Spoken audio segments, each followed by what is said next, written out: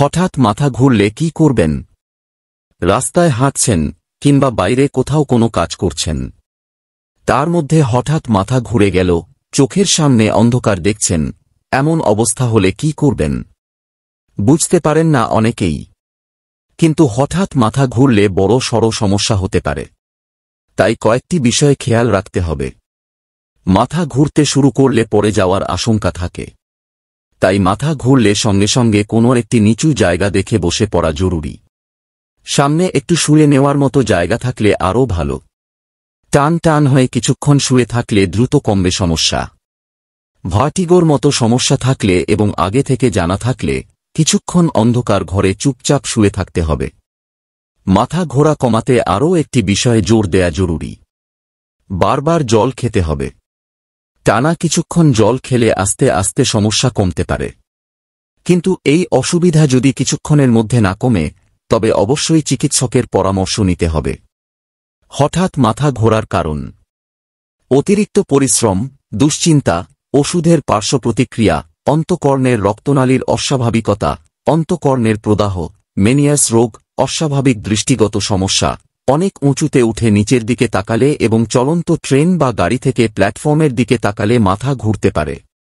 এছাড়া অনিয়ন্ত্রিত উচ্চ রক্তচাপ, মাথার পেছন দিকে ও ঘাড়ের রক্তনালীতে বাধা বা রক্ত সরবরাহে ত্রুটি, মস্তিষ্কের নিচের দিকে টিউমার, মাল্টিপল স্ক্লেরোসিস রোগ, ভাইরাসজনিত ভেস্টিবুলার নিউরাইটিস, মধ্যবয়সীদের মেনিয়াস রোগ, আঘাতের কারণে মাথার হাড়ের ক্ষতি ইত্যাদি কারণেও মাথা ঘুরতে পারে। রক্তে চিনির মাত্রা কমে গেলেও মাথা ব্যথা ও মাথা ঘোরার সমস্যা দেখা দিতে পারে। শরীরে জলের পরিমাণ কমে গেলেও মাথা ঘোরার সমস্যা দেখা দেয়। কখনো কখনো মাথার বা ঘাড়ের অবস্থান পরিবর্তন করলে সমস্যা বাড়ে। মাথা ঘোরা প্রতিরোধে কি করবেন? দুশ্চিন্তা করবেন না। বর্তমান সময়ে আমাদের সবার জীবনেই মানসিক চাপ ও দুশ্চিন্তা রয়েছে, তবে এগুলোকে কোনোভাবেই বাড়তে দেয়া যাবে না। ঘাড় সোজা রাখা: অনেক ক্ষেত্রে ঘাড় সোজা না রাখার কারণে মাথা ঘুরতে পারে। কারণ ঘাড়ে স্পন্ডাইলোসিসের জন্য মস্তিষ্কে রক্ত সরবরাহকারী ধমনীগুলোর ওপর চাপ পড়তে পারে, ফলে মাথা ঘোরা শুরু হতে পারে। তাই ঘাড়ের সঠিক অবস্থান এই ধরনের সমস্যা কমাতে পারে এবং ঘাড়ের মাংসপেশিকে শক্তিশালী করতে সহায়তা করে। অতিরিক্ত পরিশ্রম না করা: আমরা অনেকেই বেশি কাজ করার ফলে শরীরের ওপর অনেক প্রেসার দিই। কোনো অবস্থাতেই এটি করা যাবে না। শরীরের ওপর অতিরিক্ত চাপ দিলে অনেক সময় মাথা ঘোরার মতো অবস্থা সৃষ্টি হতে পারে। তাই কোনো কাজ করতে হলে আগে থেকে সেটির পরিকল্পনা করতে হবে এবং সে অনুযায়ী কাজ করতে হবে, যাতে কাজটি সহজ হয়।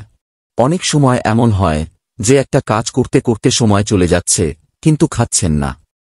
এতে করে রক্তে চিনির মাত্রা কমে যায়। তখনই মাথা ঘোরার মতো অবস্থা সৃষ্টি হয়। শুধু তাই নয়, বেশি সুগার কমে গেলে কমা বা অজ্ঞানও হয়ে যেতে পারেন। পর্যাপ্ত জল পান করা: নানা ধরনের কাজ করার সময় আমরা ঘেমে যাই।